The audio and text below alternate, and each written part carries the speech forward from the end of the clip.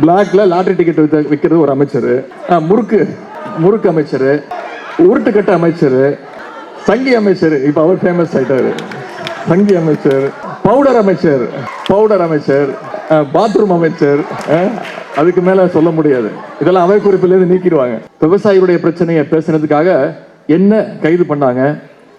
அரசு செலவில் தஞ்சாவூர் வரைக்கும் என்னை கூட்டிட்டு போய் ரோட் ஷோ நடத்தி காட்டினது தான் இந்த அரசனுடைய ஒரு சாதனை. என்ன மட்டும் இல்ல, மூத்த உறுப்பினர்கள், அமைச்சர் பெருமக்கள், முன்னாள் அமைச்சர் பெருமக்கள்லாம் தொடர்ந்து கைது செஞ்சுட்டு இருக்கிறாங்க. அது மட்டும் இல்லை, இந்த ஆட்சியாளருடைய கண்களை உறுத்துறது இன்னைக்கு இளம் தலைமுறையினர் நிறைய பேர் நம்முடைய தலைவர் பக்கம், நம்முடைய கழகத்தின் பக்கம் ஈர்க்கப்பட்டு வராங்க. ஜென்சி தலைமுறையினர் வராங்க, தொடர் கூட்டங்கள் நடத்துறாங்க. அவங்க மேலேயும் டார்கெட் செய்யப்பட்டு இந்த ஆட்சியாளர்கள் தொடர்ந்து வழக்குகளை பதிவு செஞ்சு அவங்களே கைது செஞ்சுட்டு இருக்கிறாங்க. இதையெல்லாம் எதிர்த்து தான் இன்னைக்கு நாம தமிழ்நாட்டு மக்களுக்காக தொடர்ந்து போராடிக்கிட்டு இருக்கோம், குரல் கொடுத்துக்கிட்டு இருக்கோம். தமிழ்நாட்டு மக்களுடைய பிரச்சனைகளை நாங்க சட்டமன்றத்தில் எழுப்பிக்கிட்டு இருக்கோம். ஆனால் அதுக்கு முதலமைச்சர் ஏதாவது ஒரு கேள்விக்கு பதில் சொல்றாரான்னு நீங்க யோசிச்சு பார்க்கணும். ஒரு அமைச்சரவையில் கிட்டத்தட்ட ஒரு 30 அமைச்சர்கள் இருக்கிறாங்க. ஆனா இந்த அமைச்சரவையில் பார்த்தீங்கன்னா வெறும் 3 அமைச்சர்கள் தான். எந்த அமைச்சர் கேள்வி கேட்டாலும் இந்த 3 அமைச்சர்கள் தான் பதில் சொல்வது வழக்கம். நான் தொடர்ந்து சொல்லிட்டு இருக்கிறது, அமைச்சர்கள் யாருன்னு எங்களுக்கு தெரியல. ஏன்னா ஒவ்வொரு துறைக்கும் ஒரு அமைச்சர் பதில் சொன்னாதான் நமக்கு தெரியும். சட்டமன்ற உறுப்பினர் யாருன்னு தெரியல. இதை நான் சொல்லும் போது கிண்டல் பண்றேன்னு சொன்னாங்க. 2 நாட்களுக்கு முன்பு ஒரு சட்டமன்ற உறுப்பினரே சொல்றாரு, அவையில சொல்றாரு, நான் சட்டமன்ற உறுப்பினர் வெளில நம்ப மாட்டேங்கிறாங்க அப்படின்னே சொல்றாரு. இப்படிப்பட்ட ஒரு ஆட்சி இன்னைக்கு நடந்துட்டு இருக்கு. கேள்வி எழுப்பினா எந்த துறை அமைச்சர்கிட்டையும் அது சம்பந்தமான பதிலே கிடையாது. டைவர்ஷன் டாக்டிக்ஸ் தான், மடை மாற்றுறது. 2 நாட்களுக்கு முன்பு அசம்பிளியில் என்ன நடந்துச்சு பார்த்துருப்பீங்க. முன்னாள் அமைச்சர் செந்தில் பாலாஜி அவர்கள் மின்வெட்டு பிரச்சனை பத்தி பேசிட்டு இருக்கிறாரு. கரண்ட் பில் அதிகமா வந்திருக்கு அப்படின்னு பேசிட்டு இருக்கிறாரு, ஒரு குற்றச்சாட்டை வைக்கிறார். ஆனா அதற்கு பதில் சொல்ல துப்பில்லாத ஒரு அமைச்சர் எந்திரிச்சு வேணும்னே அதை மடைமாற்றம் செய்ய நம்மளை சீண்டுவதை போல சில வார்த்தைகள் பேசுறார். அதற்கு தான் எந்திரிச்சு நாங்க பதில் சொல்லிட்டு இருக்கிறோம். அதுதான் இன்னைக்கு தலைப்புச் செய்திகளா வந்துட்டு இருக்கு. உண்மையா என்ன தலைப்புச் செய்தி வந்திருக்கணும்? திமுக குரல் கொடுத்துச்சு, மக்கள் பிரச்சனை மின்வெட்டு பிரச்சனைக்கு பதிலாக அதன் சம்பந்தமா திமுக குரல் கொடுத்துச்சு, அசம்பிளியில பேசிச்சு, என்ன பதில் சொன்னாங்க இந்த அரசு அப்படிங்கிறது தான் தலைப்புச் செய்திகள் வந்திருக்கணும். ஆனா அன்னைக்கு என்ன தலைப்புச் செய்தி வந்தது? உதயநிதியும் அமைச்சரும் மோதல். இது வந்திருக்கணுமா? இதை யோசிச்சு பாருங்க.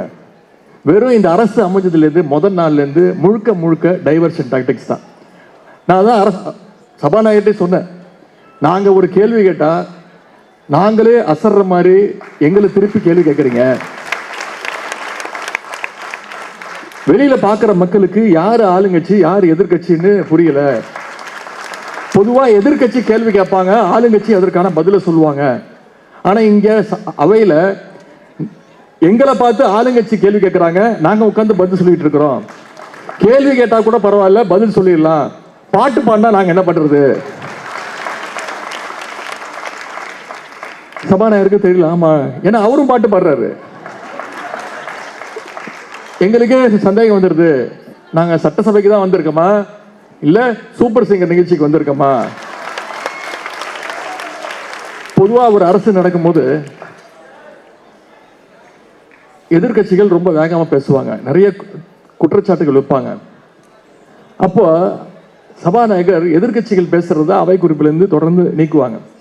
ஆளுங்கட்சி இருக்கக்கூடிய அமைச்சர்கள் சொல்லுவாங்க, பதில் சொல்லுவாங்க, ரிக்வெஸ்ட் பண்ணுவாங்க, சபாநாயகர் அவர்களே தவறான வார்த்தை பயன்படுத்துறாரு, அவை குறிப்பிலிருந்து நீக்குங்க. ஏன்னா எதிர்கட்சிகள் மக்களுடைய பிரச்சனைகளை போய் பேசுறதா எதிர்கட்சி, அதற்காக தான் நாங்க போறோம். ஆனா இந்த அரசுல என்ன நடந்துட்டு இருக்கு, இந்த சட்டசபையில் என்ன நடந்துட்டு இருக்கு, தயவுசெய்து கூட்டு கவனிங்க. முதல் முறையா சட்டசபை வரலாற்றிலேயே முதல் முறையா ஹிஸ்டரியிலே ஃபர்ஸ்ட் டைம் எதிர்கட்சிகள் நாங்க பேசுறதை விட ஆளுங்கட்சி பேசுறது, அமைச்சர்கள் பேசுறது, ஆளுங்கட்சியுடைய சட்டமன்ற உறுப்பினர்கள் பேசுவதை சபாநாயகர் அவை குறிப்பிலிருந்து தொடர்ந்து நீக்கிக் கொண்டே இருக்கிறார். அது மட்டும் இல்ல, பொதுவா நீக்கும் போது என்ன சொல்லுவாங்க, இப்ப நாங்க பேசும்போது சபாநாயகர் நீக்கிட்டாருன்னா நாங்க கேட்போம், நான் என்ன தப்பா சொல்லிட்டேன் அது ஒன்றும் அன்பார்லிமெண்ட்ரி வேர்டு கிடையாது, தயவு செய்து கன்சிடர் பண்ணுங்க அப்படின்னு சொல்லுவோம். ஆனால் இப்போ இருக்கக்கூடிய அமைச்சர்கள் என்ன பண்ணுறாங்க, பேசிட்டே இருக்கிறாங்க, பொய் குற்றச்சாட்டுகள் நம்ம மேலே வைக்கிறாங்க, வச்சுட்டு சபாநாயகர்கிட்ட அவங்களே சொல்லிடுறாங்க நீக்கிறீங்க நீக்கிறீங்க அப்படின்னு. இப்படிப்பட்ட ஒரு கேடுகட்ட ஆட்சியை இதுவரைக்கும் தமிழ்நாடு பார்த்ததே கிடையாது. இல்லை நம்மகிட்ட சவால் வேற விடுறாங்க, பார்த்தீங்களா நாங்கள் தான் முதல்ல லைவ் கொடுத்தோம், தேர்தல் அறிக்கையில் நீங்கள் சொன்னீங்க, நான் சொன்னேன் எந்திரிச்சு. முதலாக சட்டப்பேரவை நிகழ்ச்சியை நேரலையில் கொடுத்தது எங்களுடைய தலைவர், நம்முடைய அரசு, திராவிட மாடல் அரசு. 2021ஆம் ஆண்டு ஆட்சிக்கு வந்தோடனே நம்ம தலைவர் லைவ் கொடுத்தாரு. கேள்வி நேரம் ஒவ்வொரு நாளும் 1.5 மணி நேரம், 10 கேள்விகள், ஒவ்வொரு அமைச்சரும் 2-3 கேள்விகள், துணை கேள்விகள் கேட்பாங்க. ஆனால் இன்னைக்கு ஆட்சி அமைஞ்சு இத்தனை நாள் ஆட்சி கிட்டத்தட்ட 4 மாதங்கள் ஆக போகுது, இது வரைக்கும் கேள்வி நேரத்தையே எடுக்கிறதுக்கு துப்பில்லாத ஒரு அரசு இன்னைக்கு நடந்துகிட்டு இருக்கு. எல்லாத்தையும் நேரலையில் கொடுக்குறாங்க. நாங்கள் நேரலையில் நிப்பாட்டணும்னு சொல்லவே இல்லை, லைவ் டெலிகாஸ்ட்டுக்கு அகெயின்ஸ்டாக நாங்கள் பேசவே இல்லை. கொடுங்க, தயவுசெய்து கொடுங்க, ஆனால் உங்களுடைய அமைச்சர்களை கட்டுப்படுத்துங்க. உங்கள் அமைச்சர் சொல்கிற வார்த்தையை, சொல்லுகின்ற குற்றச்சாட்டுகளை சபாநாயகர் கட்டுப்படுத்தணும். ஏன்னா இஷ்டத்துக்கு பேசிடுறாங்க, எதற்கு எடுத்தாலும் நம்மளை குறை சொல்றது. நம்ம ஏதாவது ஒரு கேள்வி கேட்டால் அவங்க என்ன தெரியுமா சொல்றாங்க, உடனே திமுக ஆட்சியில் இது நடக்கலையா, ஏங்க எங்க ஆட்சி மேல குறை இருக்குன்னு தானங்க உங்க மக்கள் இன்னைக்கு மாற்றம்னு சொல்லி கொண்டு வந்து நிப்பாட்டி வச்சிருக்கிறாங்க, உட்கார வச்சிருக்கிறாங்க, அதற்கு பதில் சொல்லுங்கன்னா அதை மடைமாற்ற வேண்டியது. இதை தொடர்ந்து இந்த அரசு செய்து கொண்டிருக்கிறது. அது மட்டும் இல்ல, 2 நாட்களுக்கு முன்பு, ஆனா இது 3 மாசமா சொல்லிட்டு இருக்கிறாங்க, ஃபைல் ரெடியா இருக்கு, ஓபன் பண்ணிடுவோம். 2 நாட்களுக்கு முன்பு முதலமைச்சரே சொல்றாரு, 3 ஃபைல் ரெடியா இருக்கு, என் டேபிளுக்கு வந்திருக்கு, டேபிள் மேலேயே வச்சிருக்கிறேன், அதை ஓபன் செய்ய வச்சிடாதீங்க, ஓபன் பண்ணுங்க, யார் உங்களை நிப்பாட்டுறா, அதாவது மிரட்டுறாரா. அண்ணா திராவிட முன்னேற்ற கழக சட்டமன்ற உறுப்பினருக்கு சோஃபா கொடுத்தாருல்ல, அது மாதிரி ஃபைல் அப்படின்னு கோடு வச்சு நம்மளுடைய முன்னாள் அமைச்சர்களை, நம்மளுடைய சட்டமன்ற உறுப்பினர்களை மிரட்ட முயற்சிக்கிறாராம். நான் அதான் உடனே வெள்ளிக்கிழமை அன்னைக்கு நான் போயிருந்தேன், அவர் அன்னைக்கு பேசும்போது நான் அவையில் இல்லை, அடுத்த நாள் நான் போயிருந்தேன், அவர் அவைக்கு வரல. அதன் பிறகு அடுத்த நாள் நான் காலையில் போயிட்டேன். நம்முடைய அமைச்சர்கள்லாம் பேசுங்க, நான் சொன்னேன் ஃபைல் மேட்டர்னு ஒன்று சொல்லியிருக்கிறாரு முதலமைச்சர், அதை பற்றி பேசணும் அப்படின்னு நான் சொன்னேன், அவரை வரட்டும், அவரை வச்சுக்கிட்டே கேட்போம், அவர் தானே சொன்னார் அப்படின்னு. முதலமைச்சர் வந்தோடனே எந்திரிச்சு கேட்டேன், இது வரைக்கும் வாயை திறக்கல. தைரியம் இருந்தால் ஓப்பன் பண்ணி பாருங்க ஃபைலை. இந்த உருட்டல் மிரட்டலுக்கெல்லாம் நாங்கள் பயப்பட மாட்டோம். ஏன் ஓப்பன் பண்ண மாட்டேங்கிறீங்க, ஜோசியக்காரன் சொன்னா ஓப்பன் பண்ணுவீங்களா அப்படின்னு கேட்டேன். அதையும் நீக்கிட்டாங்க, ஜோசியக்காரங்கிறது நீக்கிறோம். ஏங்க ஜோசியக்காரன் அப்பாயின்மெண்ட் நீக்கிட்டீங்க, ஜோசியக்காரங்கிற வார்த்தையும் இப்போ நீக்கிட்டீங்க, பரவாயில்ல. ஆனால் தயவு செய்து முதலமைச்சர் வேண்டுகோள், அந்த 3 ஃபைல்களை சீக்கிரமாக திறந்து பாருங்க. இந்த மிரட்டுற வேலைலாம் திமுக காரங்கிட்ட வச்சுக்காதீங்க, இதுக்கெல்லாம் நாங்கள் பயப்பட மாட்டோம் அப்படின்னு சொல்லிட்டு வந்தேன். இது நடந்தது போன வெள்ளிக்கிழமை, கிட்டத்தட்ட 72 மணி நேரம் ஆயிடுச்சு. நான் கூட இந்த முதலமைச்சர் கொஞ்சமாச்சும் சூடு சோரணம் இருக்கும் அப்படின்னு நினைச்சிட்டு இன்னைக்கு சபைக்கு போயிட்டேன். குடும்ப திருமணம், எங்களுடைய இல்லத்தில் ஒரு குடும்ப திருமணம் முடிச்சுட்டு 10 மணிக்கெல்லாம் அசம்பிளிக்கு போயிட்டேன். இன்னைக்கு முதலமைச்சர் இந்த ஃபைலை பற்றி ஏதாவது ஓப்பன் பண்ணுவார், இல்லை ஓப்பன் பண்ணி பார்த்தேன் ஏதாவது சொல்லுவாருன்னு பார்த்தா வாயவே திறக்கலைங்க. ஏன்னா அவங்களுக்கு தெரியும் திமுக மேலே எந்த குற்றச்சாட்டு, பொய் குற்றச்சாட்டு மட்டும் தான் வைக்க முடியுமே தவிர எதையும் நிரூபிக்க முடியாது. நம்முடைய தலைவர் மேலே எந்த குற்றமையும் சுமத்தர முடியாது. பூச்சாட்டி காட்டுறாங்க யார் நம்மகிட்ட. அது மாதிரி இப்போ இருக்கக்கூடிய அமைச்சர் ஒரு 2-3 அமைச்சர்களை தவிர, நான் இங்கே உங்களை பார்த்து கேட்குறேன், உங்களுக்கு யாராவது அமைச்சர்களுடைய பேர் தெரியுமா?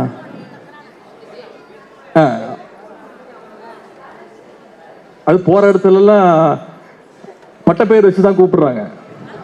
பட்டப்பேர் சொன்னாதான் இன்னைக்கு எல்லாருக்கும். பிளாக்ல லாட்டரி டிக்கெட் விற்கிறது ஒரு அமைச்சர், முறுக்கு முறுக்கு அமைச்சர், திருட்டு விசிடி வைக்கிற அமைச்சர், உருட்டுக்கட்ட அமைச்சர், சங்கி அமைச்சர், இப்ப அவர் ஃபேமஸ் ஆயிட்டாரு, சங்கி அமைச்சர், பவுடர் அமைச்சர், பவுடர் அமைச்சர், பாத்ரூம் அமைச்சர், அதுக்கு மேல சொல்ல முடியாது. இதெல்லாம் அவை குறிப்பிலிருந்து நீக்கிடுவாங்க. யாரு ஒரு சட்டமன்ற உறுப்பினர் தெரியல, யார் அமைச்சர்னு தெரியல, யார் எந்த தொகுதியில் நின்று ஜெயிச்சான்னு அவனுக்கே தெரியல.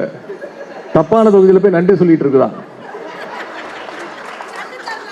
எங்களுக்கு மட்டும் இல்ல, அங்க உட்கார்ந்து இருக்காருல்ல முதலமைச்சர், சத்தியமா அவருக்கும் தெரியாது, வாய்ப்பே கிடையாது.